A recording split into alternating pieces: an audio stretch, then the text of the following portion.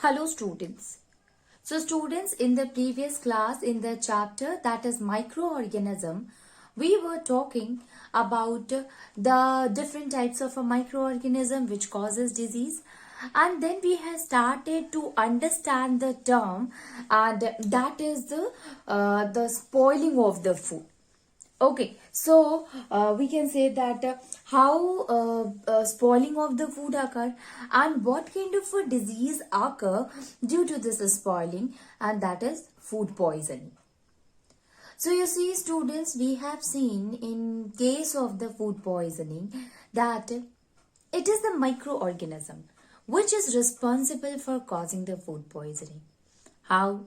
You see that whenever we used to prepare a food, we used to keep it close. We used to protect it. Protect it means we used to preserve it. We used to keep it properly. Okay, so why we used to do all these things, students? So that our food does not get spoiled. Okay, so normal answer that you get from it, that this is the answer, that our food should not get spoiled. So basically what happened, that when your food is open, then the flies and the other insect, even the rats or the cockroaches are there, they used to sit or they on that of the food. Okay, so what happened that since they are coming from the garbage or from a place which already consisting of a lot of microorganism, unhygienic conditions, or even the excreta of animals or a human, and finally they used to sit on the food. So they are what? They are the agents which used to carry the microorganism from the infected place to our food.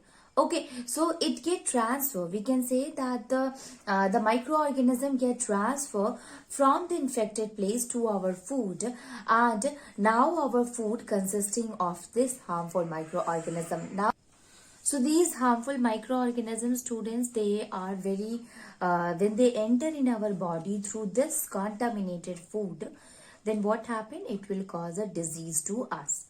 Okay, now not only this, what happened when you left the food uncovered or for many days, then what happened? Even then also the microorganism, they used to sit or they attack on that food. So basically what happened, when the microorganism reaches to the food, then it starts producing a toxic substance, and this toxic substance, it spoil your food. Okay, and how will you come to know that your food gets spoiled? By looking at the food.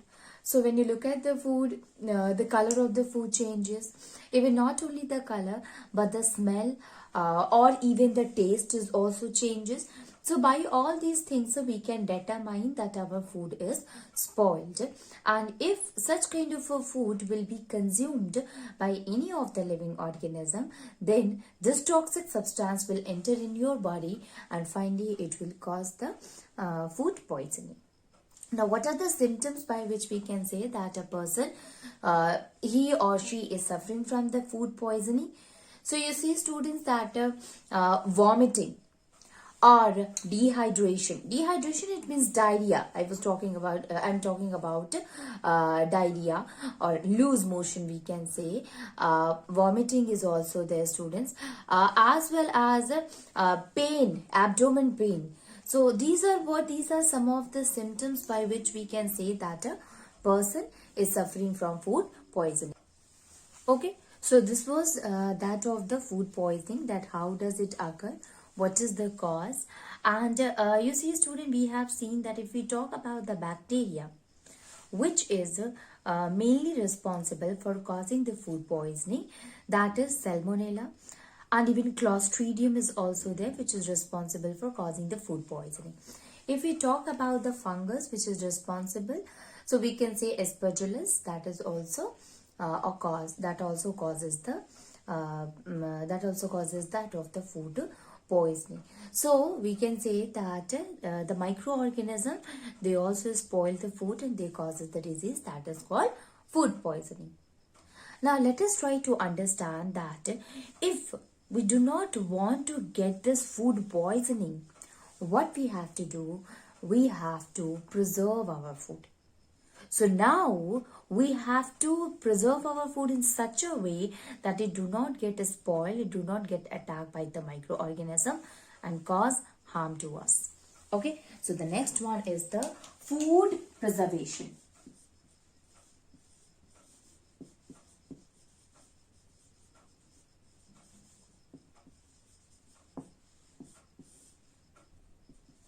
Food preservation.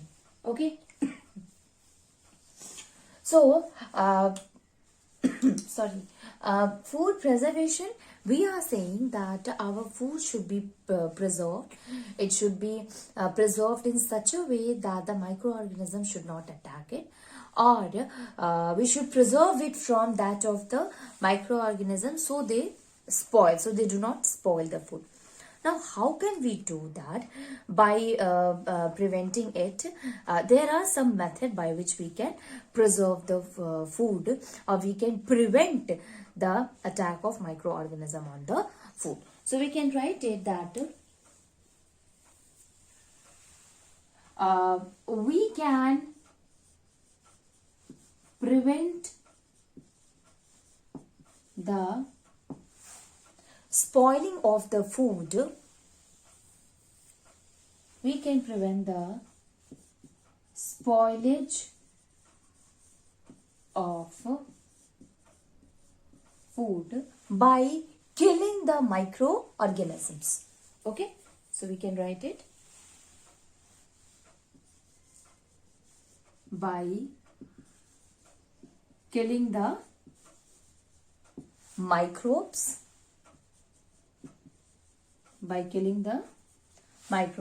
or we can retard the growth of the microorganism, or retard the growth of microorganisms. Okay, so we can prevent the spoilage of the food either by killing the microbes, because if we kill the microbe, it will not going to spoil the food, or we can retard means we can slow the growth of the microorganisms. Okay, so by this only we are able to define that of the food preservation, that what is the food preservation. So it is a process of treating food item in such a way that no spoilage of the food occur, either by killing the microbes or by retarding the growth. That is known as the food preservation. So let us write it that of the definition of the food preservation also.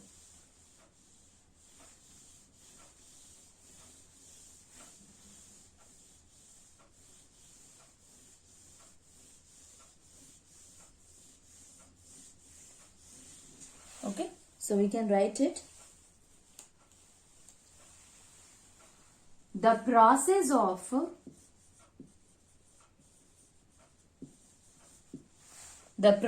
of treating food item in such a way, treating food items in such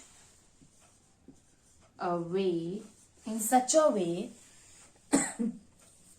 that they last for a longer time, that they last for a longer time. Okay, so that they last for a longer time without getting spoiled. Okay, without getting spoiled. So Food preservation is what, student? Here it is a process in which we treat the food item in such a way that it will last longer for a long time, and not only this, but without getting spoiled, because we know that when you keep food for a longer period of a time, it gets spoiled. So we should preserve in such a way that it can last longer, last long for a last long time, means it will remain there for last long time, as well as it do not get spoiled at the same time. Okay, so how can we do this food preservation? So there are some common method by which we can do the food preservation. Like, student, if you talk, the first one is the dehydration also. Okay, so you see, like, how can we preserve it? By dehydration. We will discuss each of them one by one. Let me write it. Dehydration, then a refrigerator or a cooling method also. Okay. Refrigerator or cooling. Okay. Refrigerator or cooling. Then by preservation by adding sugar, salt in it. Okay. Adding sugar, salt in it. Then canning, by using the method that is canning, by using preservatives, by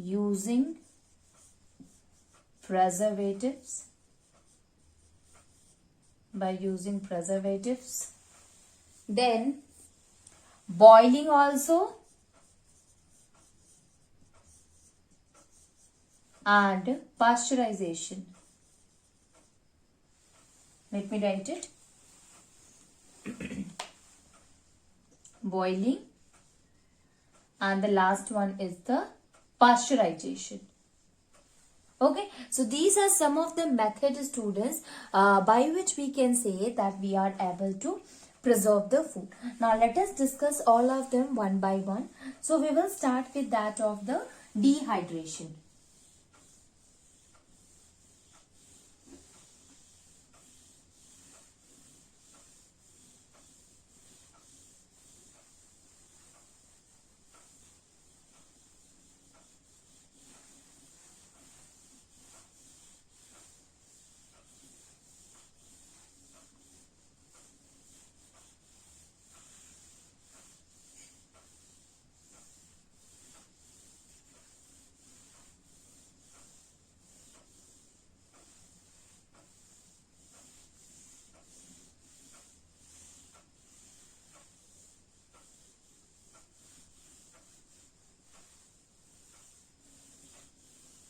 Okay, so we can write the first one, student, and that is dehydration.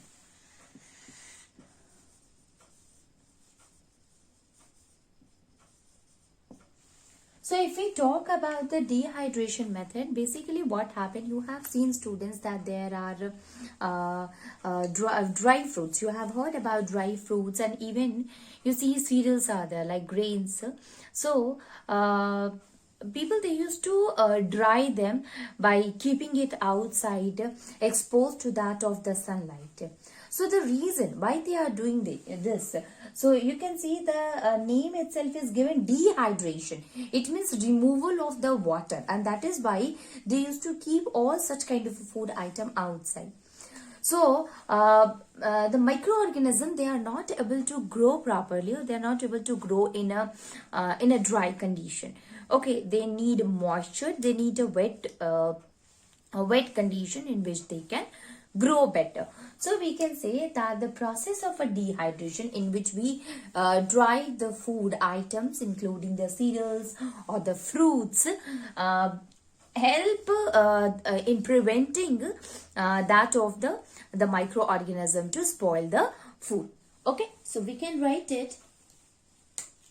What is the meaning of the dehydration? Let us write the definition, and then we will go that what is there in the dehydration. So dehydration is what? It is The process of removing, it is the process of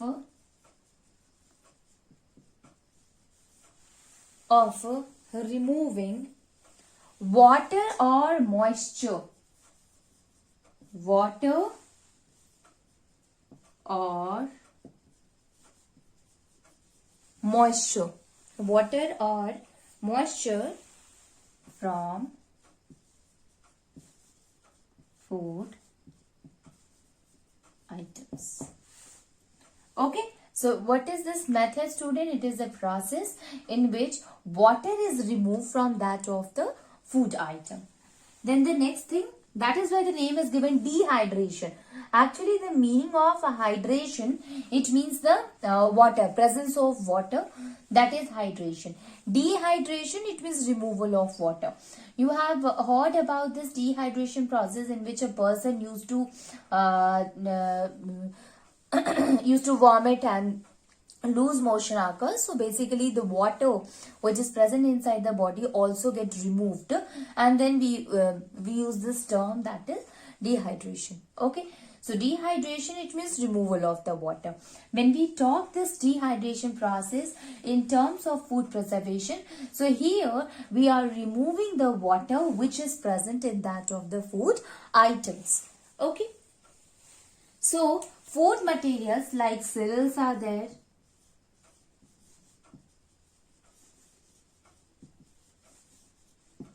like cereals, pulses, dry fruits. You have seen, students, spices also.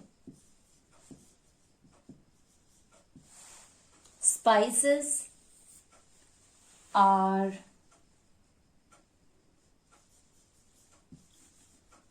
dried in the sun. They all are dried in the sun in order to remove the water. In order to remove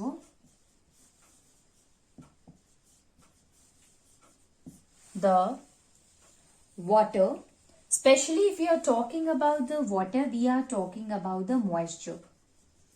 Because presence of the moisture in a food is a very good condition for the microorganism to grow. Okay, so we can say that it help in the sunlight, it help in drying the food item, it help in removing the water, or it help in removing the moisture which is present in it. Okay, moisture content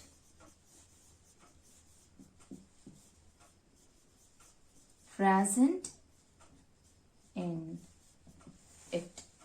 Okay, moisture content present in it. So in the first case, we see, student, that is the process of removal of a water, and then we have seen that what kind of a food item which is used, in which the sunlight is used to remove the moisture present in it. Okay, so and the reason why we are doing so, how can we say that the dehydration process it help in preserving the food? Because it is a condition, it is a process in which we provide the food items a condition which is not a very good situation for the microorganism to grow on it. Okay, so we can write it that this ultimately inhibits the growth. Ultimately inhibits. This ultimately inhibits the growth of microorganism. The growth of microorganisms. Growth of microorganism. How? As they do not grow in dry condition. in dry condition. Okay, so this is the reason that why dehydration process we can use for preserving the food. Okay, so this is the first case in which we can say that food can be preserved. Now let us see the second case, students. So by refrigerating or cooling.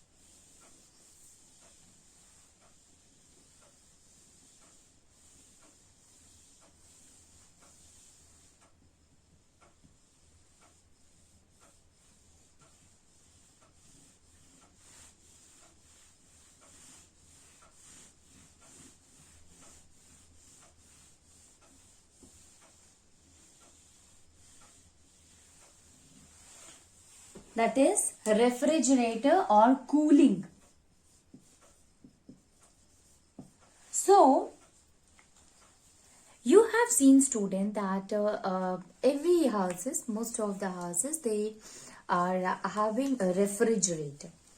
So why we use refrigerator? So you will say that to keep the vegetables so that they remain fresh, or to keep any of the food item which is left over, or any of the food items, so that it can be there, it can be remain fresh without being spoiled when you in the situation when you keep it outside.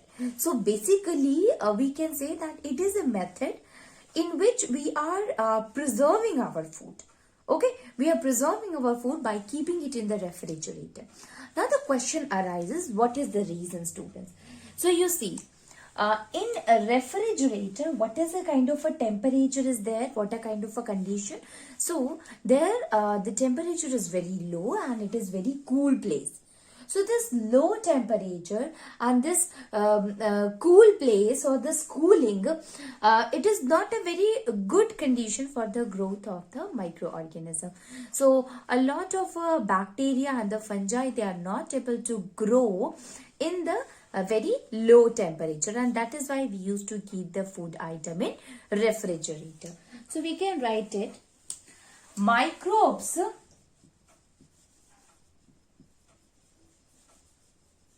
such as bacteria,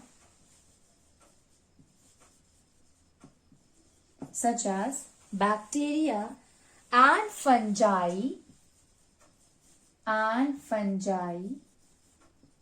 bacteria and fungi cannot survive in low temperature.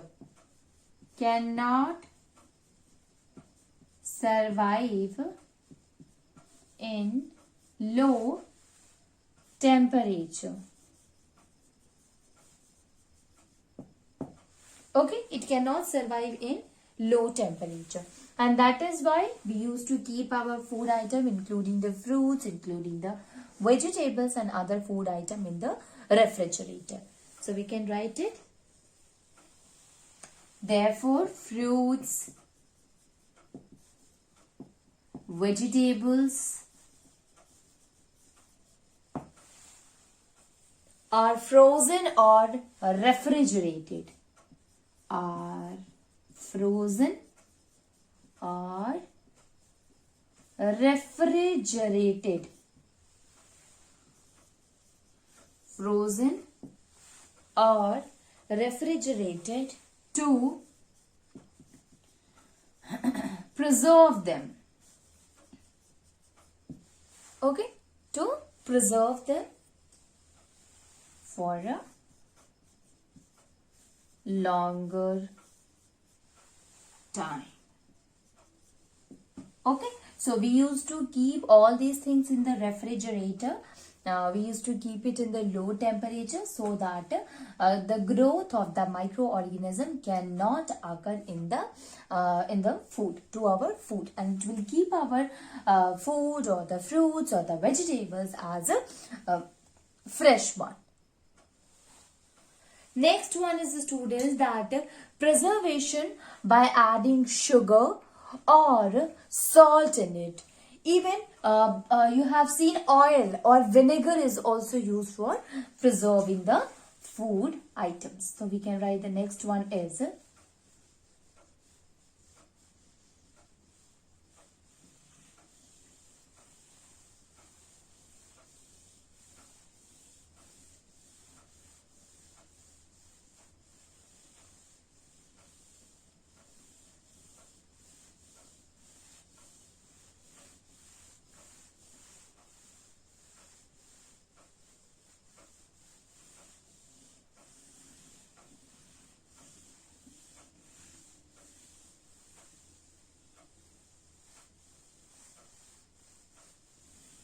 okay.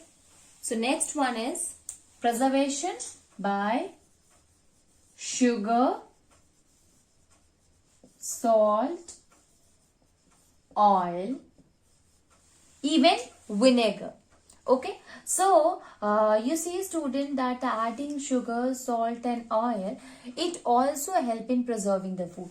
So you have seen student, if you want to keep like meat and also what you can do, you can use the salt, you can spread the salt on it and you can keep it for a longer time. Not only this, you have heard that the pickles, they are preserved in oil or in vinegar as well as in the salt also. So by this we can say that all these material including sugar or salt and the oil, they are used for preserving the food because they also provide a condition by which the microorganism, they cannot grow properly.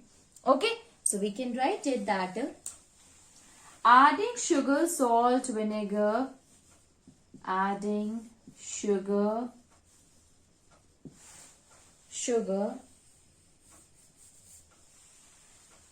salt, oil or vinegar, what does it help? Helps in preventing the growth of microbes. Okay, it helps in growth of microbes. Now you have heard about the jam, student, or jellies. So these jams or the jellies, they are preserved by adding sugar in it. So we can write it that jams and jellies are preserved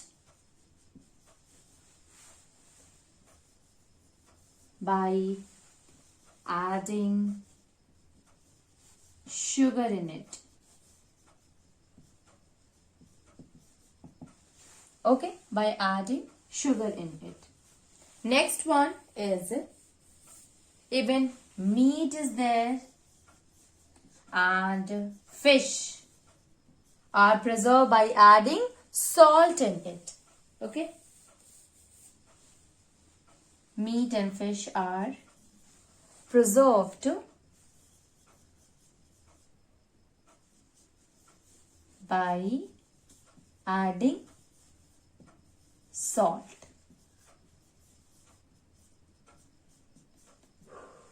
Okay, and finally vegetables are there, students, or pickles are there. They are preserved by adding oil in it. So we can write it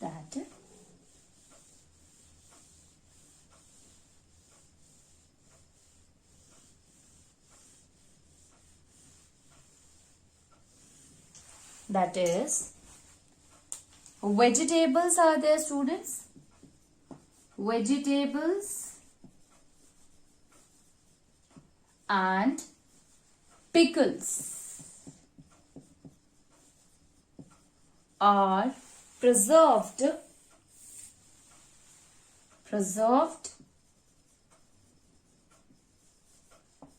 by adding oil and vinegar in it. Okay, so vegetables and pickles are used by adding oil and vinegar in